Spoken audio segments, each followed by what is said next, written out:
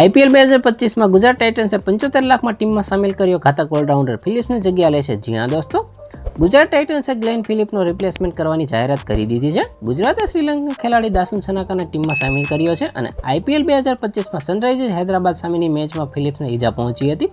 ત્યારબાદ ટીમે સનાકાને તક આપી હતી. સનાકા ઓલરાઉન્ડર ખેલાડી છે અને ઘણીવાર તેને પોતાનું અદ્ભુત પ્રદર્શન બતાવ્યું છે અને તેણે બેટિંગ સાથે સાથે બોલિંગમાં પણ સારો રેકોર્ડ બનાવ્યો છે. હકીકતમાં આઈપીએલ 2025માં ગુજરાતનો ચોથો મુકાબલો હૈદરાબાદ સામે હતો અને આ મેચ 6 એપ્રિલના રોજ રાજીવ ગાંધી સ્ટેડિયમમાં રમાઈ હતી અને મેચ દરમિયાન તે ગુજરાત વતી ફિલ્ડિંગ કરી રહ્યો હતો અને તે દરમિયાન ફિલ્ડિંગ કરતી વખતે તેને ઈજા પહોંચી હતી અને આ સિઝનમાં ટીમ માટે એક પણ મેચ રમી શક્યો ન હતો, પરંતુ હૈદરાબાદ સામેની મેચમાં અવેજી ખેલાડી તરીકે મેદાનમાં ઉતર્યો હતો, પરંતુ ઈજાગ્રસ્ત થયા બાદ તે મેદાન છોડીને જતો રહ્યો હતો અને ગુજરાતે હવે ગ્લેન ફિલિપ્સના સ્થાને સનાકાને ટીમમાં સમાવેશ કર્યો છે અને તેને પગાર તરીકે 75 લાખ રૂપિયામાં આપવામાં આવશે.